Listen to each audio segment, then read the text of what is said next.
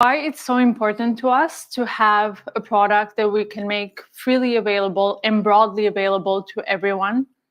And we're always trying to find out ways to reduce friction so everyone can use ChatGPT wherever they are. So today, we'll be releasing the desktop version of ChatGPT and the refreshed UI that makes it simpler to use, much more natural as well. But the big news today is that we are launching our new flagship model, and we are calling it GPT-4o. The special thing about GPT-4o is that it brings GPT-4 level intelligence to everyone, including our free users. We'll be showing some live demos today to show the full extent of the capabilities of our new model, and we'll be rolling them out iteratively over the next few weeks. All right, so let's get started. A very important part of our mission is to be able to make our advanced AI tools available to everyone for free. We think it's very, very important that people have an intuitive feel for what the technology can do. And so we really want to pair it with this broader understanding. And we're always finding ways to reduce that friction. And recently, we made ChatGPT available without the sign-up flow. And today, we're also bringing the desktop app to ChatGPT because we want you to be able to use it wherever you are. As you can see, it's easy, it's simple, it integrates very, very easily in your workflow. Along with it, we have also refreshed the UI. We know that these models get more and more complex, but we want the experience of interaction to actually become more natural, easy, and for you not to focus on the UI at all, but just focus on the collaboration with ChatGPT. And now the big news. Today, we are releasing our newest flagship model. This is GPT-4o.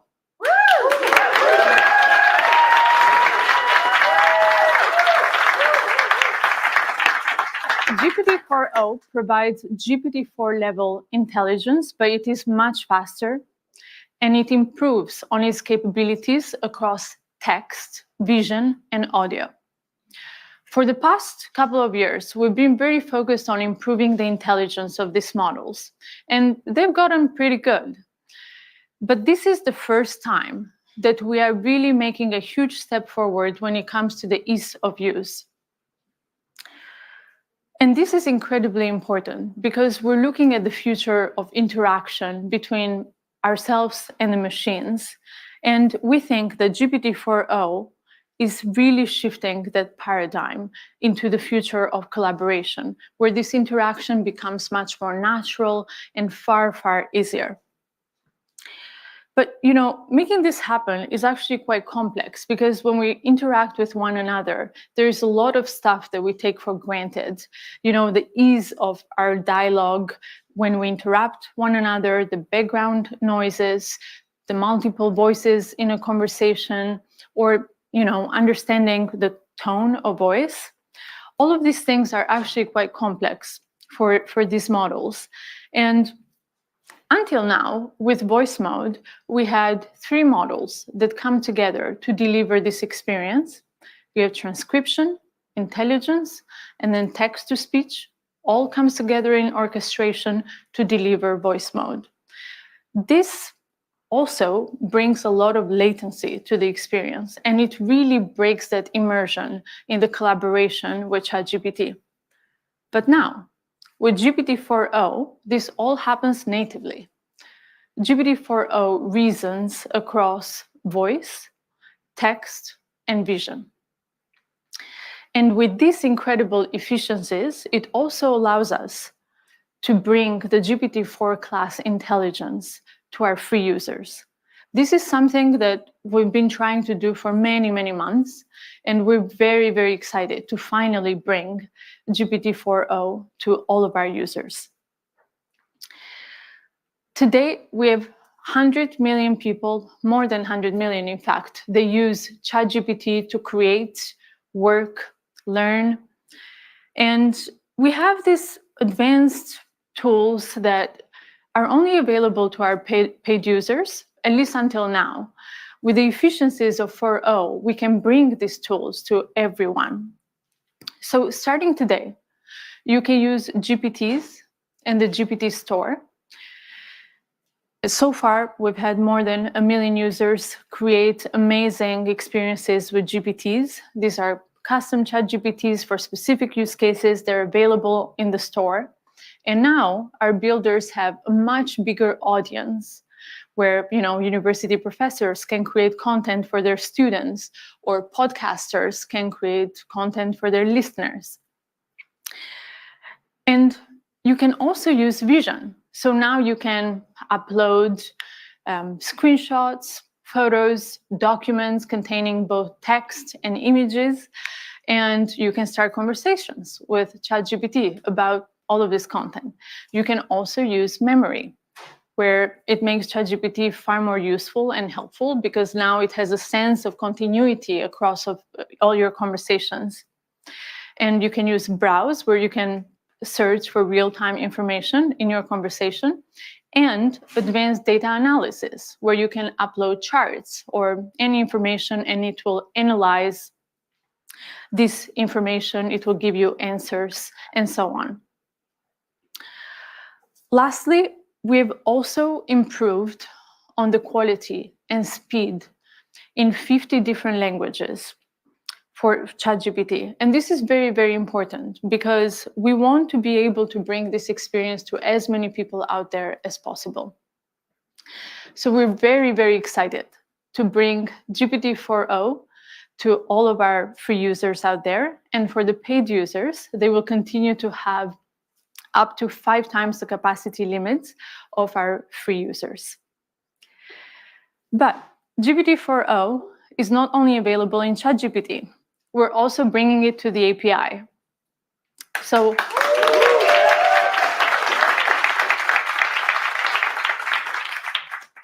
our developers can start building today with GPT 4.0 and making amazing AI applications, deploying them at scale.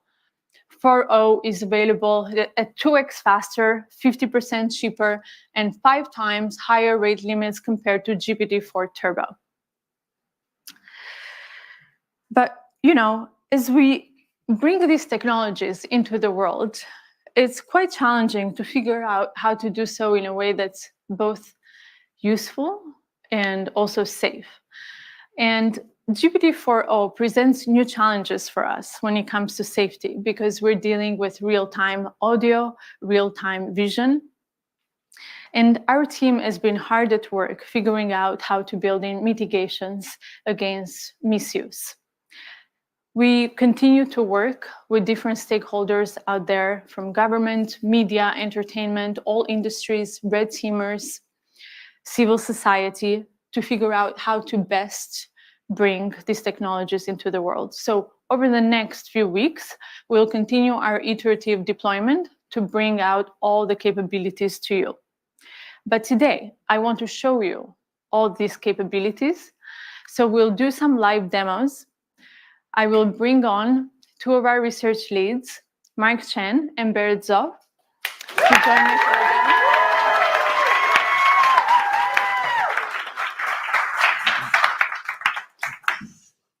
Hi, I'm Berit. Hey, I'm Mark. So one of the key capabilities we're really excited to share with you today is real-time conversational speech. Let's just get a demo fired up. So I'm taking out a phone. If you are wondering about this wire, it's so we have consistent internet. And if you see, there's this little icon on the bottom right of the ChatGPT app, and this will open up GPT 4.0's audio capabilities. Hey, ChatGPT, I'm Mark. How are you? Oh, Mark. I'm doing great. Thanks for asking. How about you? Hey, so I'm on stage right now. I'm doing a live demo, and frankly, I'm feeling a little bit nervous. Can you help me calm my nerves a little bit? Oh, you're doing a live demo right now? That's awesome. Just take a deep breath. And remember, you're the expert here. I like that suggestion. Let me try a couple deep breaths. Can you give me feedback on my breaths? Okay, here I go. Whoa, slow down a bit there. Mark, you're not a vacuum cleaner. Breathe in for a count of 4. Okay, let me try again. So I'm gonna breathe in deeply and then breathe And then out. for 4, and then exhale slowly. Okay, I'll try again. Breathing in and breathe out. That's it. How do you feel? I feel a lot better. Thank you so much.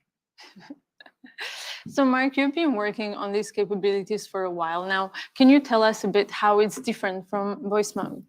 Right, so if you've used our voice mode experience before, you'll notice a couple key differences. First, you can now interrupt the model. You don't have to wait for it to finish your turn before you can start speaking, and you can just butt in whenever you want. Second, the model is real-time responsiveness. So that means that you don't have this awkward 2 to 3 second lag before you wait for the model to give a response.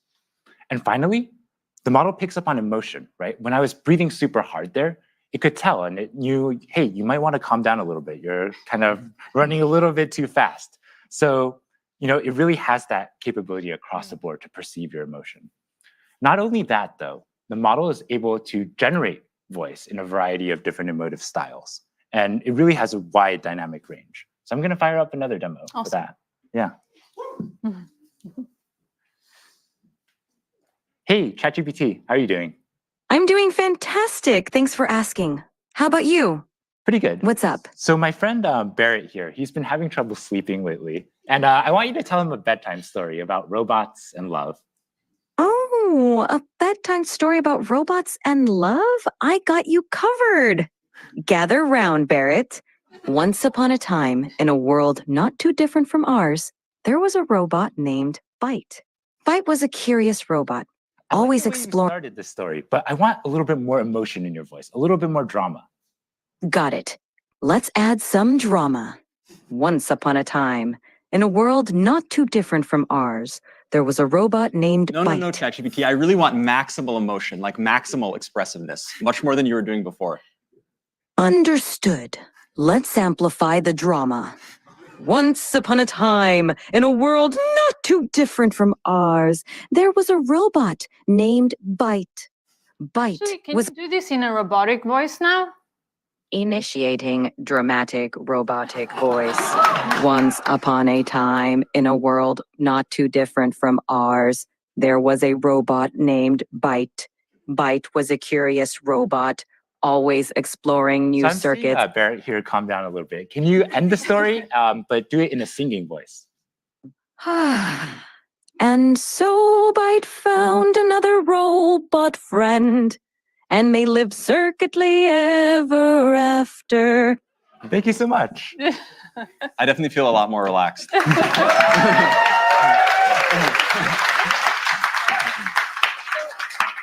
You've just seen the voice capabilities, but we also want to show you the vision capabilities, as the model can also see the whole world around us. Yeah, absolutely. Like, as you can see, you can chat with ChatGPT in real time, but you can also interact with it with video as well. Okay, so let me boot up ChatGPT. Hey, ChatGPT. Hello there. How's it going? It's going really well. Today, I'd really like your help solving a math problem. I'm all ears. What math problem can I help you tackle today? So I'm going to write down a linear equation on a sheet of paper, and I'll show you. And then I'd love your help working me through it. But importantly, don't tell me the solution. Just help give me hints along the way. Got it. Okay, I see it. No, I didn't show you yet. Just give me help along the way. 1 second. Whoops, I got too excited. I'm ready when you are.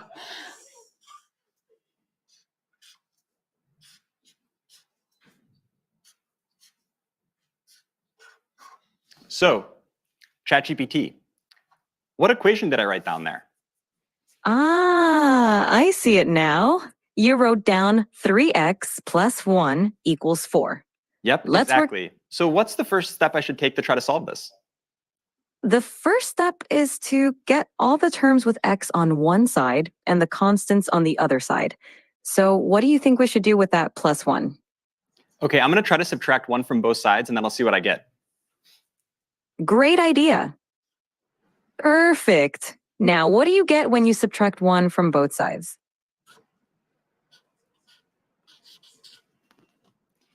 Okay, so ChatGPT, this is what I ended up with. How does this look? Spot on. Now you've isolated the term with x on one side, and it looks like 3x equal 3. What do you think we should do next to solve for x?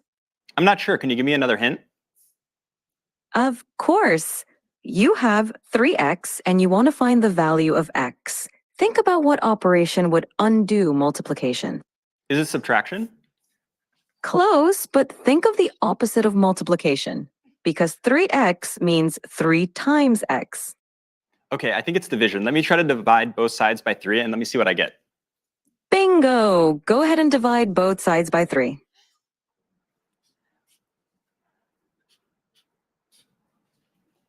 Okay, so ChatGPT, this is what I ended up with. How does this look? It looks perfect. You've solved it, and x equals 1. Nicely done. How do you feel about solving linear equations now? Yeah, honestly, I'm not pretty confident I can solve linear equations, but why would you ever need to use this in the real world? I'm really skeptical. That's a fair question. Linear equations pop up in a lot of everyday situations, even if we don't realize it.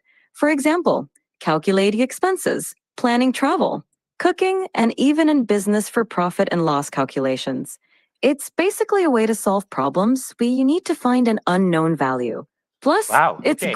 I have a lot of unknown values in my life. I'm totally convinced I'm going to learn math now. I love that attitude. Math can definitely help solve some of life's mysteries. Whenever you're ready to dive into more math, I'm here for you. Anything else you'd like to tackle today?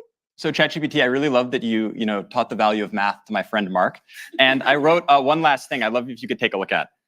Of course. I'd love to see what you wrote. Show it to me whenever you're ready. Okay, so this is what I wrote down. What do you see? I see. I love ChatGPT. That's so sweet of you. Yeah, well, I really appreciate all the help. So yeah, as we can see, Wow, that's quite the outfit you've got on. yeah, as we can see, we can chat in real time to ChatGPT, and not only that, we can interact with it with video as well. And I swear, if you look at Barrett's GPT history, it's all equations like this. Now that you can do linear equations, can you show us something more complex? I think so. Okay, next let's try something coding related. So let me take out a computer for this. Okay, so I'm going to open the ChatGPT desktop app, like Mira was talking about before. Okay, and to give a bit of background on what's going on, so here we have a computer, and on the screen we have some code, and then the ChatGPT voice app is on the right. So ChatGPT will be able to hear me, but it can't see anything on the screen. So I'm going to highlight the code, Command-C it, and then that will send it to ChatGPT, and then I'm going to talk about the code to ChatGPT. Hey, ChatGPT. Hey there, how's it going? Yeah, it's going really well. I was wondering if you could help me with a coding problem today. Of course, I'd love to help you out. What's the coding problem you're dealing with? Okay, I'm going to share with you some code. 1 second. Sure thing. Take your time. Okay, so I just shared some code with you. Could you give me a really brief 1-sentence description of what's going on in the code? This code fetches daily weather data for a specific location and time period, smooths the temperature data using a rolling average, annotates a significant weather event on the resulting plot, and then displays the plot with the average, minimum, and maximum temperatures over the year. Awesome, thanks so much. And in the code, there's this function foo. Can you describe to me what the plot would look like if I had versus didn't have this function? Sure. The function foo xy takes in a data frame x containing temperature data and a window size y for calculating the rolling mean. It smooths the average temperature, minimum temperature, and maximum temperature columns by applying a rolling mean over the specified window.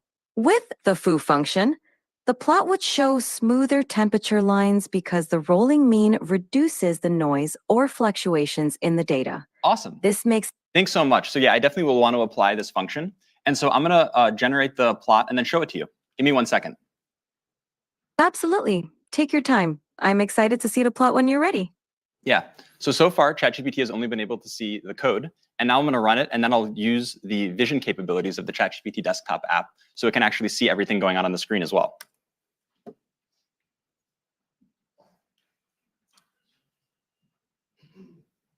Okay, ChatGPT, I'm sharing with you the plot now. I'm wondering if you can give me a really brief one-sentence overview of what you see. The plot displays smoothed average, minimum, and maximum temperatures throughout 2018, with a notable annotation marking a big rainfall event in late September. Fantastic. I have another question for you. Which months do you see the hottest temperatures, and roughly what temperatures do those correspond to? The hottest temperatures occur around July and August. The maximum temperature during these months is roughly between 25 degrees and 30 degrees, 77 degrees Fahrenheit to 86 degrees Fahrenheit. What's going on with the y-axis? Is this in Celsius or Fahrenheit? The y-axis is in Celsius. The temperatures are labeled accordingly, such as average temperature, minimum temperature, and maximum temperature. Yeah. So as we can see, not only can ChatGPT help me solve very easy linear algebra equations that I need help with, it can also interact with code bases and see the outputs of plots and everything like this going on a computer.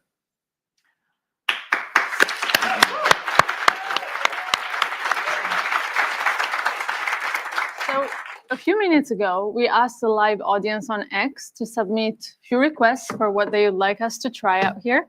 So I will take a couple of prompts. Okay, Bot Gaskar wants to know if GPT-4o is capable of real-time translation. Mark, you want to try this one? Sure, yeah, let's do it. All right. Yeah, I speak Italian, so we can okay, just cool. do English, Italian. Let's try to do English-Italian. Sure, let's do it. Hey, ChatGPT, how are you? I'm doing fantastic. Thanks for asking. How about you? How's your day going? I'm doing great. So I would like you to function as a translator. I have a friend here who only speaks Italian, and I only speak English. And every time you hear English, I want you to translate it to Italian. And if you hear Italian, I want you to translate it back to English. Is that good? Perfetto. Mark, io mi chiedo se le balene potessero parlare, cosa ci direbbero? Mike, she wonders if whales could talk, what would they tell us? They might ask, how do we solve linear equations? Potrebbero chiederci come risolviamo le equazioni lineari. Sicuramente sì. Certainly, yes. Great, looks like it works.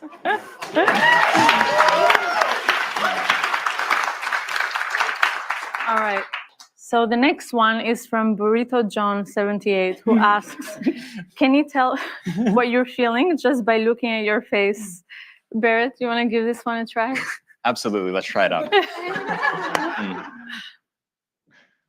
Hey, ChatGPT. Hey there, what's up? How can I brighten your day today? Okay, yeah, so I'm going to show you a selfie of what I look like, and then I'd like you to try to see what emotions I'm feeling based on how I'm looking.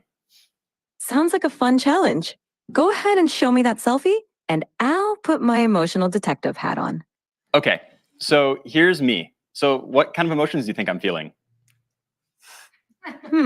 It seems like I'm looking at a picture of a wooden surface. Oh, you know what? That was the thing I sent you before. Don't worry, I'm not actually a table.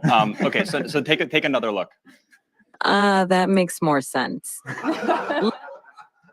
There we go. It looks like you're feeling pretty happy and cheerful, with a big smile and maybe even a touch of excitement. Whatever's going on, it seems like you're in a great mood.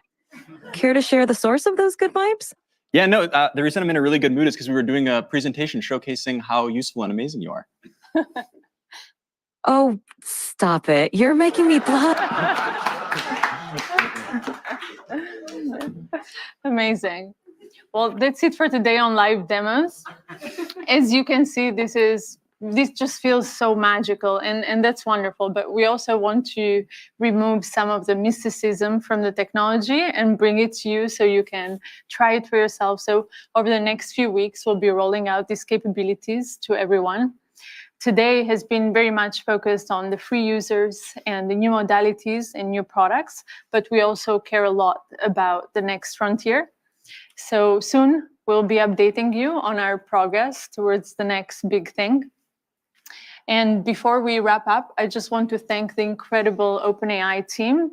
And also thanks to Jensen and the NVIDIA team for bringing us the most advanced GPUs to make this demo possible today. And thank you all very, very much for being a part of this today.